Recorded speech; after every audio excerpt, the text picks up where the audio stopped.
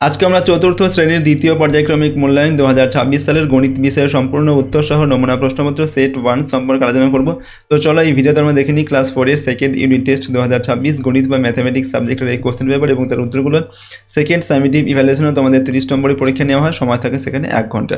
ওকে, দেখো সিলেবাসের মধ্যে তোমাদের যেটা রয়েছে সেটা হচ্ছে কি 81 থেকে 176 নম্বর পৃষ্ঠা পর্যন্ত তোমাদের যে অঙ্কগুলো রয়েছে সেগুলো প্র্যাকটিস করতে হয়, ঠিক আছে। এবার স্কুল থেকে অবশ্যই তোমরা একবার জেনে নেবে তোমাদের সিলেবাসটা কী রয়েছে, কারণ সব স্কুলের সিলেবাস একই নাও হতে পারে, কিছু কিছু স্কুলে কিন্তু সিলেবাসের পরিবর্তন হতে পারে। তো চলো আমরা এই কোশ্চেন পেপারটির উত্তরগুলো দেখে নিই। 1 নম্বর দাগে দেখো রয়েছে নিচের প্রশ্নগুলির উত্তর দাও, যে কোনো 8টি প্রশ্ন উত্তর লিখতে হবে। 1 × 8 = 8 কয়ের দাগে এখানে এই 8 তারপরে 2,0,5 এই দিয়ে গঠিত সবচেয়ে বড় 4 অঙ্কের সংখ্যাটি লেখো।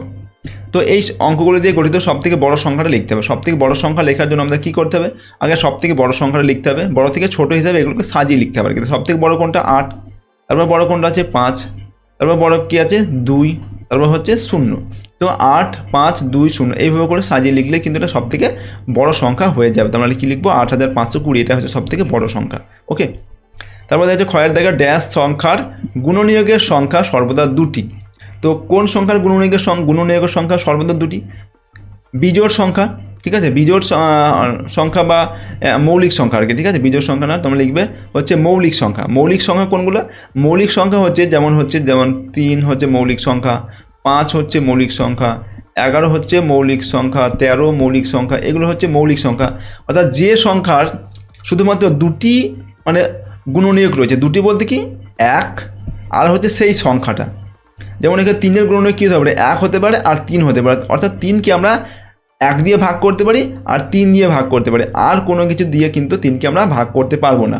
তো 5কেও তেমনি তাই, 5কে আমরা 1 দিয়ে ভাগ করতে পারি আর কি দিয়ে 5 দিয়ে ভাগ করতে পারি। তেমনি 11কেও তাই, 11কে আমরা 1 দিয়ে ভাগ করতে পারি আর 11 দিয়ে ভাগ করতে পারি, ঠিক আছে। তো যে সংখ্যাকে 1 এবং সেই সংখ্যা ছাড়া আর অন্য কোনো সংখ্যা দিয়ে ভাগ করে মেলে না, সেগুলো হচ্ছে মৌলিক সংখ্যা বলা হয়।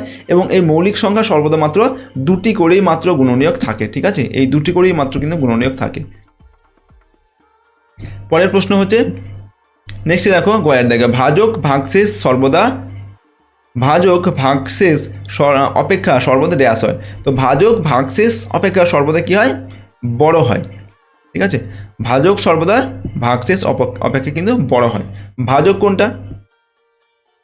আমরা যখন ভাগ করি, যখন 3 দিয়ে, হয়তো এখানে দেখো আমরা 9কে ভাগ করছি, আমরা এখানে 3 দিয়ে 8কে ভাগ করছি, তো কী হবে 3 দুগুণে কী হবে 6 হবে। এখানে বিয়োগ করলে 8 থেকে 6 বাদ দিলে 2 হয়। তো এটা হচ্ছে আমাদের ভাগফল, এই 2টা হচ্ছে ভাগফল, এটা হচ্ছে ভাগশেষ। ওকে, আর ভাজক কোনটা?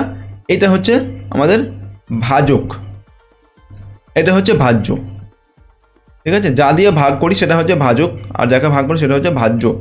তো এই যে ভাজক, এই ভাজক সবসময় কিন্তু এই যে ভাগশেষ এর থেকে সবসময় কিন্তু বড় হবে, ঠিক আছে। যেমন 3 দেখো 2-এর থেকে কিন্তু বড়, এটাই বলা হচ্ছে এখানে।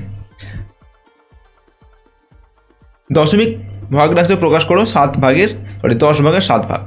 10 ভাগের 7 ভাগ মানে কি? 10 ভাগের 7 ভাগ মানে হচ্ছে এই যে 10-এর মধ্যে 7, ঠিক আছে। 10টা ভাগের মধ্যে 7 ভাগ, এটাকে দশমিক ভগ্নাংশে পরিণত করতে হবে। এটাকে দশমিক ভগ্নাংশে পরিণত করতে গেলে তোমরা এভাবে গুণ করতে পারো, ঠিক আছে। এভাবে গুণ করে দেবে, দশমিক দিয়ে এখানে একটা 0 নিয়ে নেবে, তারপর ভাগ করো, কত হবে 7 × 10 = 70, 7 × 10 = 70 হয়ে যাচ্ছে, বিয়োগ মিলে যাচ্ছে এটা। তো 0.7 অর্থাৎ 0.07 এভাবে এটাকে আমরা লিখতে পারি। এখানে আমাদের কী হবে, এই যে 7 ভাগের 10 ভাগের 7 ভাগ, এটাকে যদি দশমিক ভগ্নাংশে পরিণত করি তাহলে আমাদের হবে কি 0.7 এটা হবে। অঙ্গর দাগে একটি ছক্কার মতো ঘনকের তল সংখ্যা কত? অর্থাৎ ছক্কা বলতে এখানে যে লুডোর ছক্কা সেটার কথা বলা হচ্ছে। তো 6টা তল সংখ্যা থাকে 6টা, ঠিক আছে। তারপরে অর্ধেক বলতে ভগ্নাংশের ড্যাশ অংশ বোঝায়। অর্ধেক বলতে ভগ্নাংশে আমরা কী বোঝাই, 1/2, এটা হচ্ছে অর্ধেক বলতে এটা বোঝায়, ঠিক আছে। 1/2 এটা হচ্ছে অর্ধেক বোঝায়, ঠিক আছে। ওপরে হবে 1, নিচে হচ্ছে 2। নেক্সট দেখো 2 সপ্তাহ সমান কত দিন? 2 সপ্তাহ, 1 সপ্তাহ মানে কি 7 দিন, তাহলে 2 সপ্তাহ মানে কি 7 দুগুণে 14 দিন হবে, ঠিক আছে। তারপরে হচ্ছে দেখো পরেরটা কী দেওয়া আছে, কিলোমিটার হলো ড্যাশ পরিমাপের একক। কিলোমিটার কিসের একক? দৈর্ঘ্য বলতে পারি, বা আমরা দূরত্বের একক বলতে পারি। তো কিলোমিটার হলো দৈর্ঘ্য বা দূরত্বের একক। 12 এর সমস্ত গুণনীয়ক বা উৎপাদকগুলি খুঁজে বের করো। তো 12 এর সমস্ত গুণনীয়ক বা উৎপাদকগুলি খুঁজে বের করতে হবে। তো 12 গুণনীয়ক মানে কি বা উৎপাদক মানে কি? 12কে যে সংখ্যা দিয়ে আমরা ভাগ করতে পারি সেই সবগুলো হচ্ছে 12 গুণনীয়ক। যেমন 12কে আমরা 1 দিয়ে ভাগ করতে পারি, 12কে 12 হয়। 2 দিয়ে ভাগ করতে পারি, 12 দুগুণে 24 হয়, 6 দুগুণে 12 হয়। তারপর 3 দিয়ে ভাগ করতে পারি, 3 4 12 হয়। 4 দিয়ে ভাগ করতে পারি, 4 দুগুণে 8 হয়। তারপর 5 দিয়ে হবে না, 6 দিয়ে হবে, 6 দুগুণে 12 হয়। আর কি হয়, 12 দিয়ে ভাগ করতে পারি, 12কে 12 হয়। তাহলে এই সবগুলো হচ্ছে আমাদের 12 গুণনীয়ক। 12কে যে সমস্ত সংখ্যা দিয়ে ভাগ করে মিলে যাবে আর কি, অবশেষ ভাগশেষ থাকবে না, সেইগুলো হচ্ছে 12 গুণনীয়ক। তো 1 2 3 4 6 এগুলো হচ্ছে, এবং 12 এগুলো হচ্ছে 12 গুণনীয়ক। পরের প্রশ্ন 2 নম্বর থেকে যোগফল নির্ণয় করে যে কোনো দুটি, ঠিক আছে। 2 গুণ 2 সমান 4। এখানে দেওয়া আছে, দেখো এটা যোগফল বের করতে হবে। এটা দেওয়া আছে, কীভাবে যোগ করবে? 8 আর 9 কত হয়? 17 হয়। তার 17 7 আছে, হাতে থাকে 1, 9 একে 10, 10 5 15, 15 এখানে 5 লিখে দাও, হাতে থাকে 1, 8 একে 9, 9 6 15, 15 5 লিখে দাও, হাতে থাকে 1, 1 একে 2, 2 একে 3। তাহলে কী হয়ে গেল? এখানে 35 মিটার আর 57 হচ্ছে সেন্টিমিটার। তো নির্ণয় যোগফল 35 মিটার 57 সেন্টিমিটার, ব্যাস হয়ে গেল। এবার এখানে দেওয়া আছে এটার যোগফল করতে হবে। এখানে দেখো এটার যোগ করা কিন্তু খুবই সহজ। নিচে সবগুলো দেওয়া আছে, এটাও 12, এটাও 12, এটাও 12। তো নিচের এই যে হরগুলো যদি সব একই থাকে ভগ্নাংশের যোগ বা বিয়োগের ক্ষেত্রে, তাহলে জাস্ট উপরেগুলো আমাদের যোগ বা বিয়োগ করে দিলেই কিন্তু হয়ে যায়। যেহেতু এখানে সবগুলো যোগ আছে, আমরা যোগ করে দেবো। তো নিচে 12 আছে, সবগুলোতে 12 আছে, তো নিচে আমরা 12 লিখবো। আর উপরে এই যে 3 যোগ 5 যোগ 1, জাস্ট এগুলো আমরা বিয়োগ করে দেবো। 3 আর 5 কত হয়? 8, 8 এর কত হয়? 9। তো উপরে লিখবো কত? 9, নিচে লিখবো হচ্ছে 12। এবার যদি পারো তোমরা এটাকে লঘিষ্ঠ আকার পরিণত করবে, অর্থাৎ এটাকে কেটে ছোটো করে দেবে। 3 দিয়ে কাটাকুটি করলে ওপরে 3 3 9 হয়, অর্থাৎ 3 দিয়ে ওপরে আমরা 9কেও ভাগ করছি, আবার 12কেও ভাগ করছি, 3 4 12। তো এটার উত্তর হবে আমাদের কত? 3 এর 4, ঠিক আছে।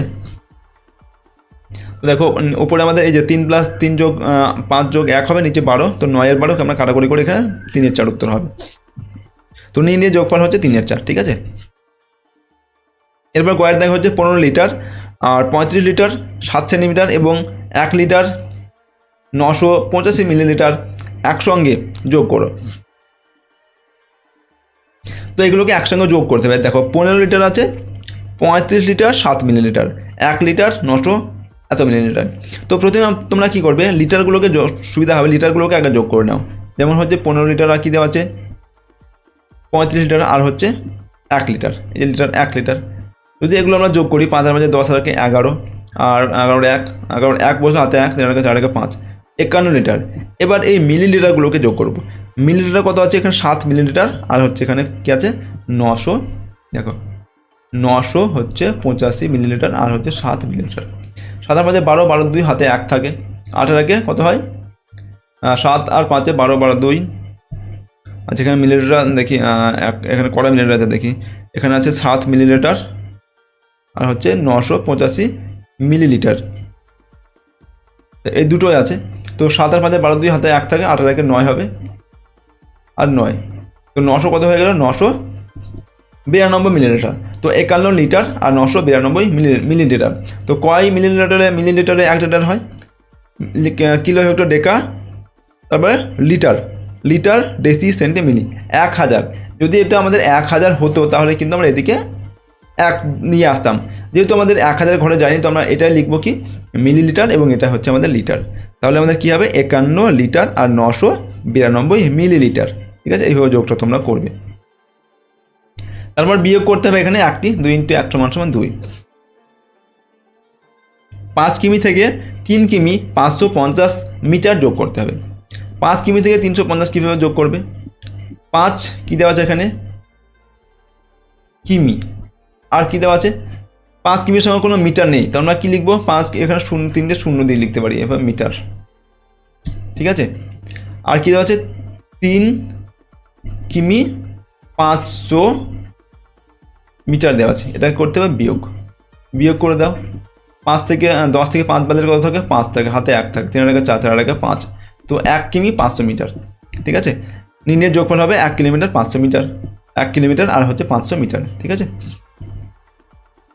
21 কিগ্রা 418 গ্রাম থেকে 15 কিগ্রা 925 গ্রাম বিয়োগ করো। কী আছে দেখো 21 কিগ্রা, 2×1 21 কিগ্রা আছে। তো কিগ্রা আমি এখানটায় এভাবে লিখলাম 21 কিগ্রা, আর কী দেওয়া হচ্ছে 418 গ্রাম। ওকে, তারপর রয়েছে 15 কিগ্রা, 925 গ্রাম। এবার এভাবে বিয়োগ করে দেবে। তো ওপরে 8 আছে মানে 16 ধরবো, তো আর 5 6 8 আছে নিচে ছোটো আছে, 16 ধরার দরকার নেই, 8 থেকে আমরা 5 বাদ দেবো, তো 3 হবে। এবার উপরে 1 আছে, এটাকে 11 ধরতে হবে, তো 11 থেকে 9 বাদ 2 বাদ দিলে আমাদের 9 হবে। হাতে 1 থেকে 9 10, 10 আর 4 14, ঠিক আছে, হাতে 1 থাকে। এবারে একটা 5-এর সঙ্গে যোগ হবে, 5 আর 1 6 হবে, 6 আর 11, 5 11, হাতে 1 আছে, 1 1 2, 2 দিয়ে বাঁ দিকে মিলে যায়। তো 5 কিগ্রা 493 গ্রাম, এটা হচ্ছে আমাদের উত্তর হবে 5 কিগ্রা 493 গ্রাম। ওকে, তো নির্ণয় যোগফল হচ্ছে এটা। পরের প্রশ্ন 4 নম্বর দেখে, নিচে ফাঁকা ঘরে এই যে এটাকে বলা হয় লেস দেন, এটাকে বলা হয় গ্রেটার দেন, এর চিহ্ন দিতে হবে 1 × 4 = 4। যেটা বড় হবে সেই দিকে মুখটা হবে। যেমন যদি এখানে আছে 3 থাকে, এখানে 4 থাকে, তাহলে কোনটা বড়? 4 বড়, অর্থাৎ এইটা এইভাবে চিহ্নটা হবে। আর যদি 4টা থাকে এই দিকে, 3টা থাকে এই দিকে, তাহলে বড় কোনটা? 4, তো এই মুখটা এই দিকে হবে, ঠিক আছে। তো দেখো এখানে কী দেওয়া আছে 5-এর 10 আর হচ্ছে 1-এর 10, তো নিচের দুটোই হওয়ার কিন্তু সমানই আছে, এখানেও 10 এখানেও 10, তাহলে আমাদের উপরে লব বড় কোনটা? 5টা বড়, 1টা ছোট, তাহলে কোনটা বড়? 5-এর 10টা বড়, তাহলে এই দিকে চিহ্নটা হবে। ওকে, এবার দেখো 0.3, এখানে 0.8, এখানে দেখো দশমিক পর সংখ্যা আছে, এখানে দশমিকের সংখ্যা আছে, এখানে দশমিক পর কী আছে 3, এখানে দশমিক পর 8 আছে, তোমরা দেখেই বুঝতে পারছি এটা হচ্ছে বড়, তো মুখটা এরকম চিহ্ন হবে। এরপরে দেখো 5 নম্বর দেখে, নিচের সরল অঙ্ক ও কথার অঙ্কগুলি উত্তর দাও, যে কোনো দুটি, প্রশ্নের মান 3 করে, 3 × 6 নম্বর দেওয়া আছে। কয়ের দেখে তোমার উচ্চতা 1 মিটার 21 সেন্টিমিটার এবং তোমার বোনের উচ্চতা 91 সেন্টিমিটার, তুমি বোনের থেকে কতটা লম্বা হিসাব করো। তো আমার উচ্চতা দেওয়া আছে কত? 1 মিটার 21 সেন্টিমিটার, বোনের উচ্চতা শুধুমাত্র 91 সেন্টিমিটার। এটাকে আমাদের বিয়োগ করতে হবে। বিয়োগটা কিন্তু আমরা দুরকমভাবে করতে পারি, ঠিক আছে। প্রথমত আমরা এভাবে লিখে করতে পারি, হচ্ছে 1 মিটার, ঠিক আছে, 1 মিটার আর কত দেওয়া আছে? আমার উচ্চতা হচ্ছে 1 মিটার 21 সেন্টিমিটার। তো 1 মিটার 21 সেন্টিমিটার, এখান থেকে আমরা ওই যে বোনের উচ্চতা যেটা সেটা বাদ দেবো। বোনের উচ্চতা কত? 91, তো সেন্টিমিটার তোলা সেন্টিমিটার লিখবো 91 সেন্টিমিটার। এবার এটাকে বিয়োগ করে দেবে, বিয়োগ করলে 1 আর 1 বিয়োগ করলে 0 হবে। আচ্ছা, উপরে 2 আছে মানে 12 ধরবো, 12 থেকে 9 বাদ দিলে 3 হবে, হাতে 1 থাকে, বাঁদিকে 1 1 মিলে যাচ্ছে, অর্থাৎ 30 সেন্টিমিটার হচ্ছে আমাদের উত্তর। 30 সেন্টিমিটার, ঠিক আছে, এটা হচ্ছে আমি আমার বোনের থেকে বেশি উঁচু হচ্ছে 30 সেন্টিমিটার। এবার এই বিয়োগটা তোমরা আর এক রকমভাবে করতে পারো। সেটা কীভাবে? 1 মিটার মানে কি 100 সেন্টিমিটার, ঠিক আছে, 100 সেন্টিমিটার আর 21 সেন্টিমিটার কত হবে? 121 সেন্টিমিটার। এই 121 সেন্টিমিটার থেকে আমার বোনের উচ্চতা হচ্ছে কত? 91 সেন্টিমিটার। 9 10 1 91 সেন্টিমিটার, এটা বিয়োগ করো।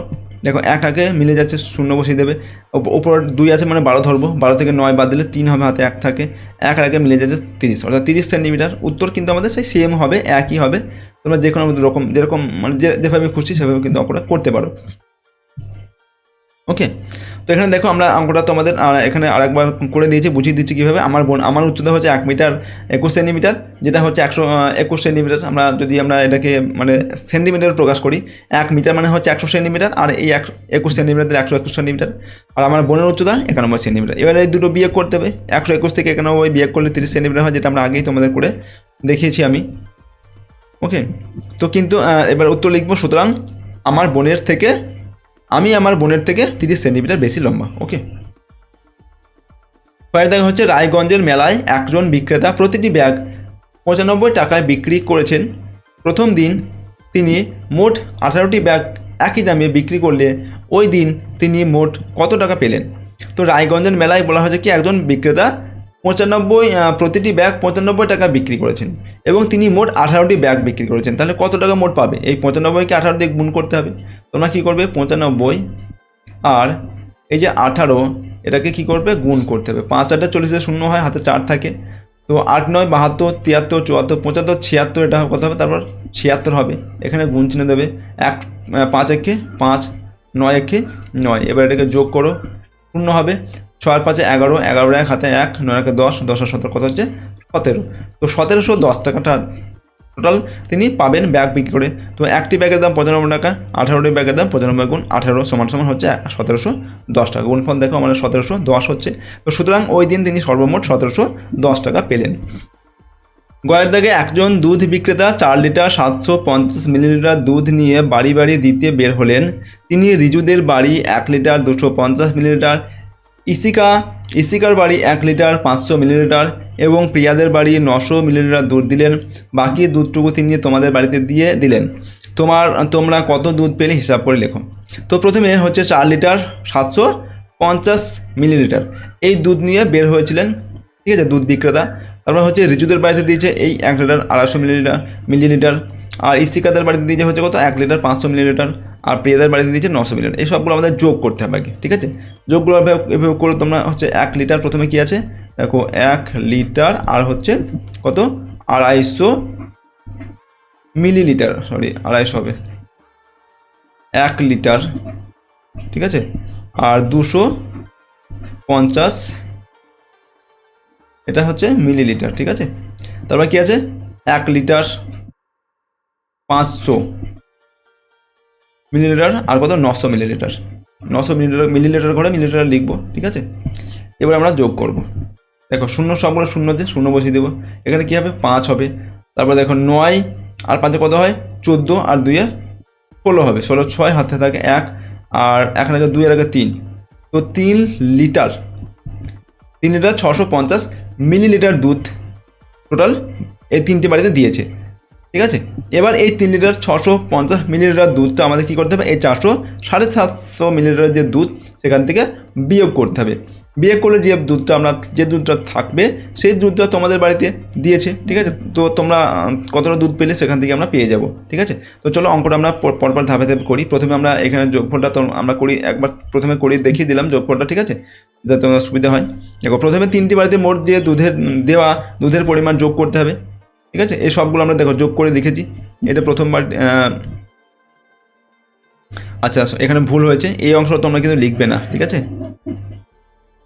এই অংশটা লিখবে না। আমাদের হচ্ছে এটা এই 3টে যোগ করতে হবে, ঠিক আছে। এবং এই 3টে যোগফল হচ্ছে 3 লিটার 650 মিলিলিটার, যেটা আমি তোমাদেরকে আগেই যোগটা করে দেখিয়েছি, ওকে।